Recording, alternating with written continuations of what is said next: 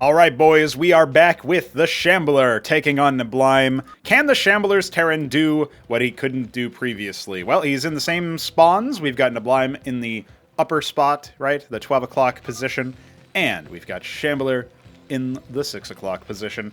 This map, Impetus by Veek7. I forgot to actually shout out the map maker. I did shout out Biddy B for the author of Derelict, I believe, in the previous set that I casted between Veek and Neblime. Now we've got Shambler taking on Neblime, and it's Veek's map, so Veek staying with us in spirit. And yeah, actually, on the subject of maps, I've been thinking about, like, what would be a good way to have better melee map conventions for Cosmonarchy. And I was sort of breaking down some analysis points, right? Like, if you look over here at the fact that, you know, this is your fourth base, probably, you know, where do you go for defending it? Like, versus ground armies, this is a really nice choke if you can get to it, but you also have to maybe take hold of this bridge. It's, you know, little details like that that obviously matter quite a bit. But hey, if you're new to this, you just clicked on this, you don't even know what Cosmonarchy is, well, I think Shambler might be treating us to a bit of a proxy game over here. Indeed, it will be a proxy stockade, as the natural expansion is coming online for Neblime. So, you know what? This might not look that unfamiliar overall. Obviously, we've got these fancy new geysers. You can harvest directly from them to get early Vespine. I wonder what that's all about. And we do have a second Mason making its way over as a more normal scouting timer. So it doesn't look like Neblime will have his, you know, his heckles popped or anything. He's probably just thinking, yeah, this is pretty normal stuff. Little does he know there are shenanigans. I want to bet that there's a Huracan coming out of that, but maybe it'll be Mavericks instead. We've got another stockade back at home. The gas still steadily, dutifully being harvested, so we're not yet sure what that's for. And one of the main things that you want to think about with Cosmonarchy is it's like if, you know, Brood War doesn't have supply, Brood War doesn't have you know, as much of a emphasis on like a selection limit, right? You can do multi-building select. You can select more than 12 units. We actually have a proxy Cyprian. I've never seen this before, so this is very exciting. And, you know, it's also a lot more about composition than it is, you know, usually in Brood War, your armies are made up of like 4 or 5 units, maybe. Sometimes a little bit more than that. And sometimes it's even less than that, right? You think of like, you know, carriers and it's like carrier, zealot, dragoon. And sometimes you'll throw in some Templar or whatever. But like for the most part, that's it. So Cosmonarchy is more about having a robust composition of different things. And, you know, honestly, Neblime should be thinking about that. And he should be thinking, yo, this stockade's idle. What's going on here? Well, we have an anchor coming, and anchors are the bunkers of Cosmonarchy, and they lift off. That's why they have these little pads over here on the bottom to signify that. And so let's see where this anchor is going. The anchor is away. I can only imagine what's going to happen over here. Very exciting stuff indeed. Now, Shambler tried to play a more clean macro game in the last match, but obviously you can't land on your opponent's Kagra, so this is going to go ahead and establish itself, and it should indeed start heckling the Hacharosk. It looks like the Zethrakor did end up finding the stockade, so now it's up to Neblime. Like, what does he want to do about this situation? How does he want to handle this? Because he only really has, like, Zeth and Quasi available from the Quazeth pool, so he's got to think to himself, like, okay, how do I want to fight this? There's no repair. There's nothing really as an option there. Now, the anchor was finished, and it looks like it's going to just have the Mason as an elevator, and it'll serve as a bit of a backup anchor. So it's kind of interesting. Now, here comes the Flood. The Worker's also being pulled, but the line trace of the Cyprian is pretty significant. Even still, they do end up popping the anchor, and this other one couldn't actually land and is now being blocked by the units. So that is no bueno for Shambler. He's not going to feel too happy about that situation. He relands his stockade. I'm not really sure what for. And he did lose both the Mason in the previous anchor and the Mason over here on the front. So he cannot repair this. And he's going to see if he can just hightail it out of here. But obviously, I think this has been held quite well. We do have a double Cyprian anchor back at home. It didn't really get the sort of power that he wanted out of that situation, even burrowing for good measure. Again, you don't need to research stuff in Cosmonarchy. You don't have to research Stimpack or burrow. You just have it, and it's part of the unit's cost in the general economy of the game. It just assumes that your units are always at the same level of strength unless there's some sort of buff effect or debuff effect. So you don't have to worry about upgrades, you know, like, oh, this Marine has +3 weapons, so now it's really, really lethal. No, it's just the same Marine as always. Now, it might have more utility because you built something that rends armor and makes it more powerful as a result, but that's something that's down to the composition. Again, that's a complementary composition. So that's what the game is all about. Now, that being said, the Ministry is about halfway done. Shambler now once again playing from a little bit of a behind position, but he does have more on the bio side this time around. And I think this might, he did force out a lot of units before Neblime could, commit to the double. He's actually going for a very fast fourth base here. I was going to say before Neblime went super heavy on the sort of macro side, he did make a lot more units than he did in the previous game. So there is that as a detail as well. Now, one of the main things that I want to keep track of is where does the scale come from here? Where do we go from this position as Shambler? Because he's adding a fulcrum. Is it just going to be like a single fulcrum into a Palladium so he can support his Phalanx with Cyprians and Hurricanes or something like that, and maybe just some general Mavericks as well? I would be a little bit scared of that versus Zerg, because Zerg obviously do have a lot of ways to close the gap, and then the Phalanx is dealing splash damage to your own units. It's kind of like Zealot bombs, but with Zerg, right? Especially if you imagine like Dwarves and stuff like that. So the enhanced Zethra Core gives you access to some pretty significant power in that respect, because you can just close the gap very, very fast. Now, I think this is 3 hatches in the main and 3 hatches elsewhere. So we're seeing a 6-hatch opener here from Neblime.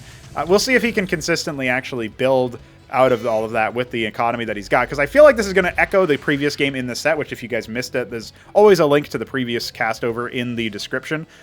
Now, one of the main things that I would look at here is it going to look like that game? Because I think Shambler has learned from that game to some degree, and he is probably going to either expand or attack a lot more. This is a different match than that, because he is going for a secondary fulcrum behind it. It does have the Palladium pumping out Madrigals right now, and it looks like he's going to be going for like Madrigal, Phalanx, Cleric. Is an interesting composition. Try to sustain his armor with the sort of nano repairs that you get from the Cleric, and another hatch being added, so 7 hatch. The main thing that I would look for here is like, what is Neblime going to do? How fast is the timing going to come? Going for another Avaleth. The last time he pretty much instantly got it sniped. He did get a full scout off, but it wasn't something that he could repeat, and it does cost 50 Vespine, so it's not exactly cheap. But you can kind of afford that when you're up to 4 bases, right? Very, very slowly going to start saturating these positions. Still not fully saturated at the natural, but he's got like baseline saturation.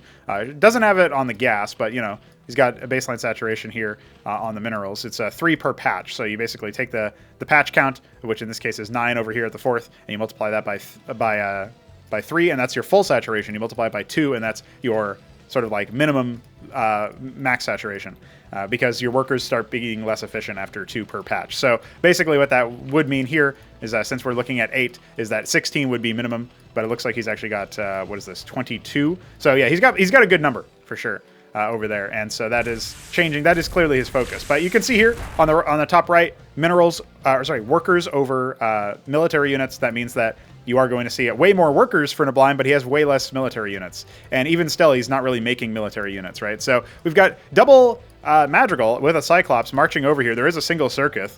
We'll have to see how effective that's going to be, because obviously the Madrigals can outrange it. And the Clerics are just going to sort of keep the Cyclops patched up. This other Madrigal could obviously come over here and help out a little bit. Meanwhile, Mavericks being tickled over here. Just going to go ahead and deploy that in the meantime. And it looks like this base is actually going to be...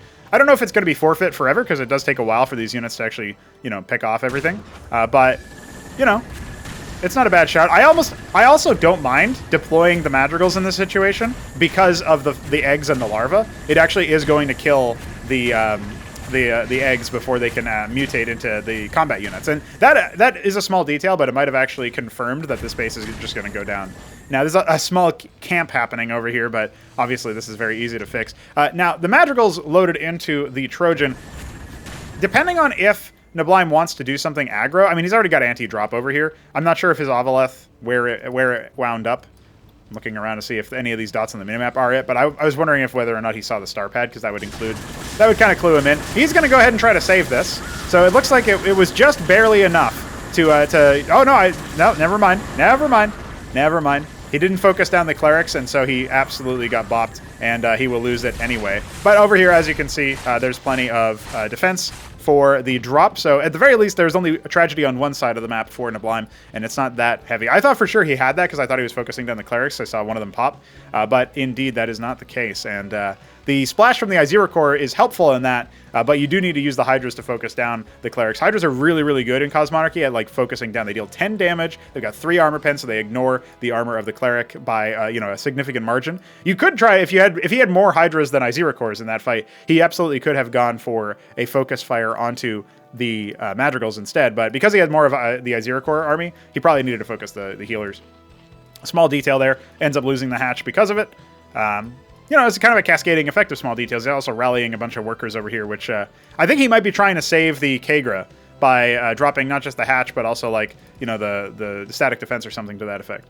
So now moving around, grabbing his, I guess that's like the 4 o'clock base. Yeah, I guess I'll just use this as 3, and this will be 4 on this map. It's not quite perfect, but it's a little bit easier than and less clunky than saying, 2.5, 3.5. And so, the converse position will be 9 and 10. Now, one of the main things that I'm seeing over here is a mech army once again. We actually have some phalanxes mixed in with this, but it's a very magical dominant army, which is kind of interesting because it's not always what you would expect. Massive Zets coming in over here, as well as, of course, the Hydras and Izira Cores. On this map, this is a very common spot for your units to decide to go because you have selected them across the entire map, since you have a pretty good setup there. Now, he burrows the Drillith. Obviously, Shambler saw that.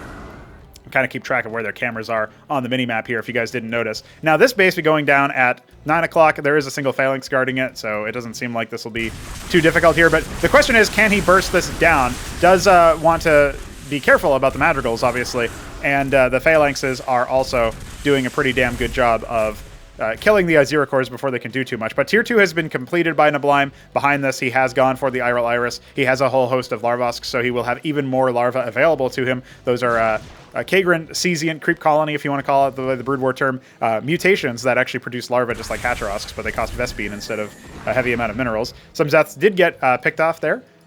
Obviously, those are useful if you've made them. They're useful for run-bys or just like sort of scouting around and seeing where things are. So they're actually headed to 10 o'clock right now. The rest of the army also doing the same thing. We got some mutations for Bactyls as well as some Tethzoricores. So you can think of the Bactylisk as sort of like a mini artillery unit. Neblime tried to check me by saying that if it's an artillery unit, it should have a different suffix than Lisk, because the Zerg unit names have suffixes based on their combat role. So when you see Rokor, it's a melee unit. Lisk is a mid-range unit. Thalor is a siege unit, like artillery unit. The Bactylisk becomes sort of like an artillery unit because of the bounces. So its default weapon range is 7.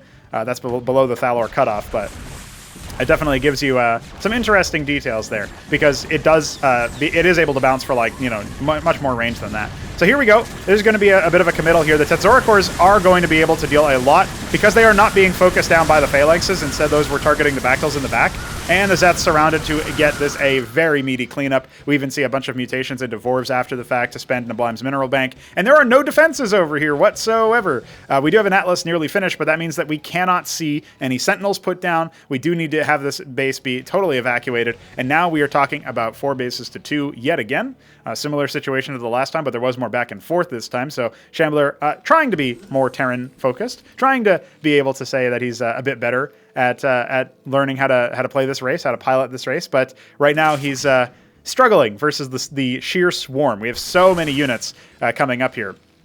And indeed, 5 Matroliths are on the way as well. You will be seeing those enhance this army and then add Rokors to boot. Now, we do have a lot of Madrigals over here. We do have a lot of Phalanxes over here. So, like, this is a powerful force, but it's totally contained within the natural. And there's really no hope for a change in that front. So we're going to have to see what happens here. There's no mines being set up. We do have some vultures. The mines would actually really help, I think, because it would kind of, like, lock up some of the units. If you had, like, say, 4 or 5 of them, he's going to put down a couple.